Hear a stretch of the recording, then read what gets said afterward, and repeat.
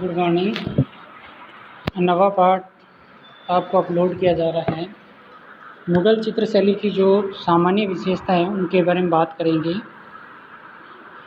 तो मुख्य रूप से अपन पहले प्रमुख चित्रों के बारे में बात कर चुके थे। अब मुग़ल चित्रशैली की जो प्रमुख विशेषताएं हैं उनके बारे में बात कर लेते हैं। जो सामान्य विशेषताएं हैं, तो विशेषताएं आपने उसकी भी पढ़ी है, अकबर की भी पढ़ी है, जहांगीर की भी पढ़ी है। जहांगीर के बाद आपने पढ़ी है शाहजहाँ की। तो सारी मिक्स करके यहाँ पे विशेषता हैं। अब यहाँ पे दे रखा है मुग़ल शैली की अनेक विशेषताएं हैं। मुग़ल शैली के चित्रों में विविधता तो है, परंतु अजंता के चित्रों के समान सजीवता नहीं है। ये कहा जा रहा है कि अजंता की जैसी समानता यहाँ पे दिखाई नहीं दे रही है चित्रों में। अब इसके बाद जो आगे इसमें टॉपिक आता है वो है मुग़ल शैली की चित्रकारी में सुरूसी और सफाई का पूरा ध्यान रखा गया है। यानी सफाई का पूरा ध्यान रखा गया है। उनकी जो रुचि थी उस रुचि का ध्यान रखा गया।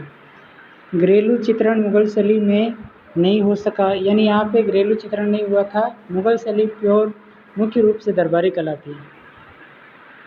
सामाजिक जीवन के विषयों का अंकन हुआ, यानी सामाजिक जीवन के जो विषय थे उनका भी अंकन किया गया। दरबारी अनुशासन के कारण मानवीय चित्रों की कतार से दिखाई देती है। आर्केड के चित्र, ऐतिहासिक घटनाओं के चित्र, प्राकृतिक चित्रण, पशु पक्षी चित्रण, धार्मिक चित्रण, पौराणिक चित्र, दरबारी चित्रों का प्रभाव रहा है। यानी ये चित्रों के विषय रहे। इन चित्रों का ज़्यादातर यहाँ पे चित्रण किया गया। फिर है वास्तविकता चित्रण हुआ तथा प्रकृति के सुंदर दृश्यों की झांकियाँ बनाई गई। यानी प्रकृति के जो सुंदर दृश्य थे उनकी झांकियाँ बनाई गई, झलक दिखाई गई। कई प्रकार के भारतीय पशु पक्षियों का सुंदर चित्रण हुआ।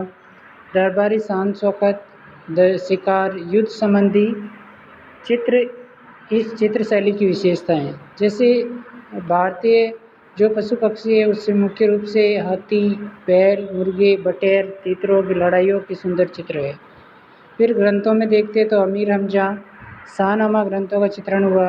और ईरानी कथाओं में देखते लैला मजनू, श्री फरहाद की प्रेम कथाओं का चित्रण हुआ है।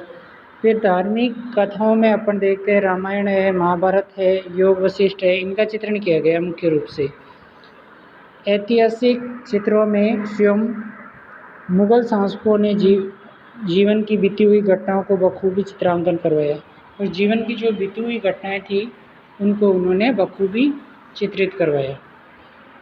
जैसे ये है जहांगीर की फ़कीर से मुलाकात, यानी ये फ़कीर है, ये जहांगीर है, इन दोनों की मुलाकात को इसमें पेंटिंग में दिखाया गया है। ये मुख्य रूप से चित्रों के यहाँ पे ज़्यादातर विषय रहे थे। अब और ग्रंथों में अपन देखा जाए तो और ग्रंथों में नाम आ जाते हैं यहाँ पे तारीख़ ख़ानदान तैमूरिया पर आधारित चित्रण करवाया गया। सम्राटों, राजकुमारों, अमीरों, संतों, फ़कीरों तथा इतिहास प्रसिद्ध व्यक्तियों के चित्रों तथा सभ्यों की बड़ी चतुराई और कलात्मक ढंग से चित्रण किया गया। मतलब इतिहास में प्रसिद्ध जो भी लोग थे उनका चित्रण किया गया। सभ्य का मतलब होता है व्यक्ति चित्र, पोर्ट्रेट साइज जो बोला जाता है। संतों और फ़कीरों के मुलाकात के चित्र बने हैं। ये अपन को मैं पहले बता दिया, आपको पहले इसका डिस्कस कर चुके हैं। भारतीय और विदेशी चित्रकारों की फारसी, ईरानी मिश्रित शैली मुग़ल मुखाकृतियों की कला का विकास हुआ। इसमें कुशलता नज़र आती है। रंग योजना में चित्रों की पृष्ठभूमि में प्राय धुंधले, उदासीन और शीतल रंगों का प्रयोग हुआ। पृष्ठभूमि मतलब बैकग्राउंड जो था उसमें उदासीन और धुंधले रंगों का प्रयोग किया गया। जो धुंधले रंग थे उनका ज़्यादा प्रयोग किया गया। उदासीन कलर में दो रंग आते हैं मुख्य रूप से, सफ़ेद और काला। ये 11th क्लास में आप पढ़ चुके हैं। कपड़ों, पर्दों, कालीनों तथा अन्य सामान में जटिल आलेखन बनाए गए। और जो पर्दे वगैरह थे, कालीन यानी दरी चटाई जो बिछाई जाती है, और सामान के थे उनको आलेखन बनाए गए थे, उन पे यानी डिज़ाइनें बनाई गई थी। तरह तरह की अलग अलग डिज़ाइनें बनाई गई थी। उनमें सोने के रंग का भी प्रयोग किया गया, सुनहरे रंग का प्रयोग किया गया। आरंभिक ईरानी शैली में बने चित्रों में चेहरे, डेढ़ चश्मे, जो आरंभ में जो चित्र बनाए गए थे ईरानी शैली में वो 1.5 चश्म चेयर है। 1.5 चश्म और 1 चश्म मैंने आपको पहले बताया था। देखिए जैसे अपन 1 चश्म की बात करते हैं तो 1 चश्म मैंने आपको इस प्रकार बताया था, ये आपका 1 चश्म का चित्र है, ठीक है। अब जैसे 1.5 चश्म की अपन बात करते हैं तो हल्का इससे चेंज हो जाएगा। देखो ये जैसे एक आँख इधर बन गई आधी, इसके बाद दूसरी जो आँख बन जाएगी इधर पूरी बड़ी बन जाएगी थोड़ी। फिर इसके बाद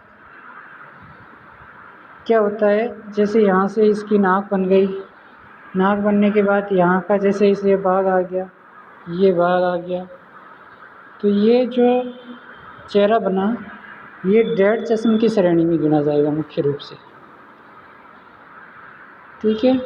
ये 1.5 चश्म की श्रेणी में चित्र आ जाएगा और ये वाला 1 चश्म में आ जाएगा। तो ये अपन बात कर चुके हैं इनकी पहले, 1 चश्म क्या होता है, 1.5 चश्म क्या होता है। अब आगे देखते हैं अपन। परंतु बाद में अधिकांश व्यक्ति चित्र 1 चश्म बने, अधिकांश व्यक्ति चित्र 1 चश्म में बने, बाद में साइड पे ज़्यादा बनाए गए थे। मुग़ल चित्रों में भवनों का अत्यधिक प्रयोग किया गया, भवन ज़्यादा बनाए गए थे चित्रों में, घुमावदार मेहराबें, स्तंभों पर मोज़ाइक के आलेखन बनाए गए थे। मोज़ाइक मणिकुट्टी मैंने बताए थे, रंगीन कांच के टुकड़े वो जो होते हैं उनको दिखाया गया था। दुर्गों के चित्रण में विशाल द्वार, परकोटे, यानी जो किला बनाया जाता था उसका विशाल द्वार, परकोटे, कंगूरे, बुर्जियाँ, यानी ऊपर के जो भाग थे उनको दिखाया गया था, कंगूरे। मुग़ल दरबार में यूरोपियन कला का प्रभाव बढ़ रहा था, तो मुग़ल कला अपनी निजी विशेषताएं, आलंकारिक योजना, रंग संगत रंगों की शिथिलता तथा सुमधुर कोमलता, सीमारेखा के साथ गोलाई, उभार या डोल की विशेषता बनाए रखा। यानी ये मुग़ल शैली ने बनाए रखा इनको।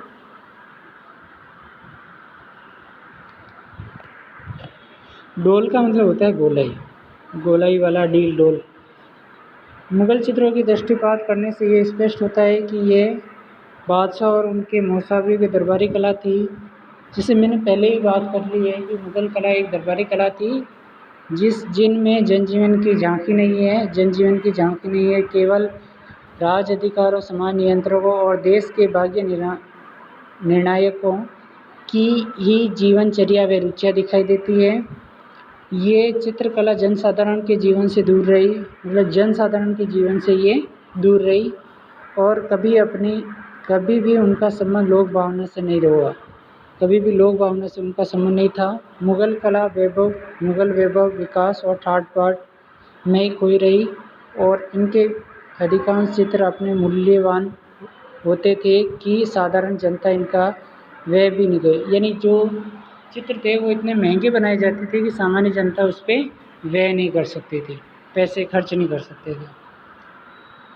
अब प्रमुख महत्वपूर्ण बिंदुओं की अपन बात करते हैं। जैसे पहला जो महत्वपूर्ण बिंदु है उसमें 1556 ईस्वी में पानीपत के युद्ध में विजय प्राप्त कर बाबर दिल्ली शासक बना, तभी से भारत में मुग़लों का प्रवेश हुआ। ये बात अपन पहले स्टार्टिंग में देख चुके हैं, कोई नई बात नहीं है अपने लिए। फिर है प्रारंभ में मुग़ल कला पर ईरानी कला का प्रभाव था, धीरे धीरे राजस्थानी, अभ्रंश और दक्षिणी शैलियों का प्रभाव बढ़ने लगा। का समन्वय मौलिक रूप से हुआ। जहांगीर के समय मुग़ल कला का पूर्ण विकसित हुई, यानी जहांगीर का समय मुग़ल कला का स्वर्ण काल कहलाता है।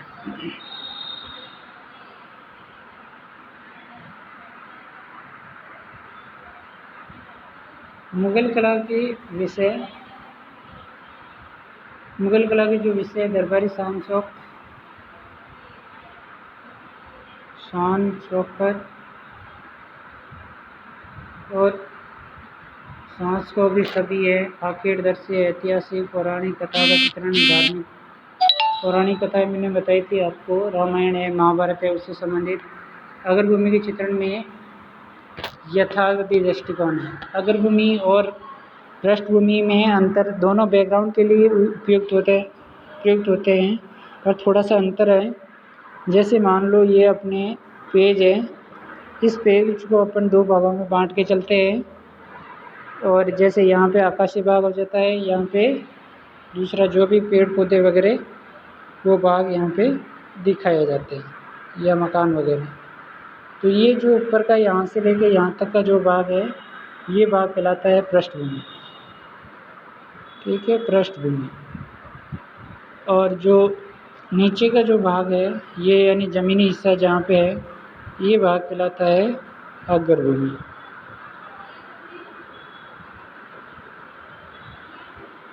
ठीक है, क्लियर। इसके बाद रेखा में लयात्मकता व गति है। लयात्मक रेखा यानी इस प्रकार की रेखाओं का प्रयोग किया गया।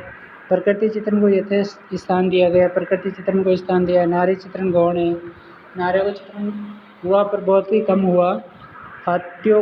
हास्यों को भी चित्रित किया गया। हास्य मतलब जो बॉर्डर लाइन है पेंटिंग की, उसको हास्य बोला जाता है। हास्य को चित्रित किया गया, मतलब चारों ओर जो किनारी छोड़ते हैं पेंटिंग्स के, उस पेंटिंग्स को हाशिया बोला जाता है। जैसे यहाँ पे ये किनारी छूट रही है बॉर्डर, ये हाशिया बोला जाता है। कई हाशिए मुख्य चित्र से अधिक सुंदर बने, और चित्र से भी ज़्यादा हाशिया सुंदर बनाया गया है।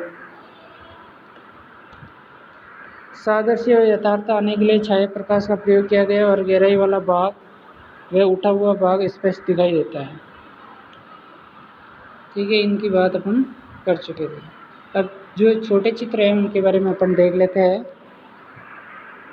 किन दो ईरानी चित्रकारों ने मुगल कला का सूत्रपात किया? तो दो बाबर के समय कौन से चित्रकार आए थे? बीजाद और शाह मुजफ्फर, ये दो चित्रकार थे। इन दोनों चित्रकारों ने मुगल कला का सूत्रपात किया था, शुरुआत की थी। सेकंड क्वेश्चन है, मुगल कला को दरबारी कला क्यों कहा जाता है? क्योंकि दरबार से संबंधित है। ये चीज़ अपन पहले देख सकते हैं। सामान्य जनजीवन का चित्र नहीं है इसमें, जिसके कारण इसे दरबारी कला कहा जाता है। फिर है, जहांगीर कालीन प्रमुख चित्रकार कौन कौन से हैं? जहांगीर कालीन प्रमुख चित्रकारों में जैसे अकारिजा है, अकारिजा। फिर अकारिजा का पुत्र था अबुल हसन। अबुल हसन के बाद आ जाता है उस्ताद मंसूर।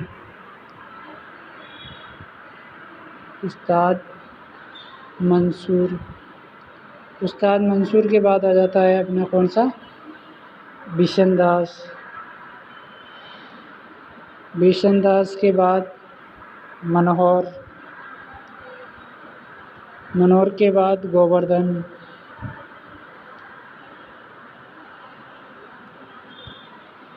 ये जो 6 चित्रकारों के नाम है, ये जहांगीर के समय में थे मुख्य रूप से। फिर है, मुगल चित्रकला के पतन के क्या कारण थे? ये अपन देख चुके थे। औरंगजेब एक चित्रकला को धर्म विरुद्ध मानता था, और अपने पूर्वजों के द्वारा बनाए गए चित्रों को सफ़ेदी पुतवाने के बाद आगे जो चित्रकार थे उनको दरबार छोड़ने के लिए बाध्य किया। चित्रकार दरबार छोड़कर दूसरी रियासतों में चले गए, और कुछ बचे हुए चित्रकारों ने अपना चित्रकारी का कार्य छोड़कर दूसरा कार्य करना प्रारंभ कर दिया। इसके बाद देखते हैं, सभी किसे कहा जाता है? सभी व्यक्ति चित्र को कहा जाता है मुख्य रूप से। पशु पक्षियों के चित्र बनाने के लिए मुगल चित्रकार को जाना जाता है उस्ताद मंसूर। ये जहांगीर के टाइम में था, और ये पशु पक्षियों के चित्र बनाने के लिए प्रसिद्ध था। ये अपन बात कर चुके हैं। ठीक है, ये क्लियर है। ये आपका चैप्टर कंप्लीट है। बड़े क्वेश्चन आपको नोट्स में मिल जाएंगे, ये सारी चीज़ें मिल जाएगी। ठीक है, ओके।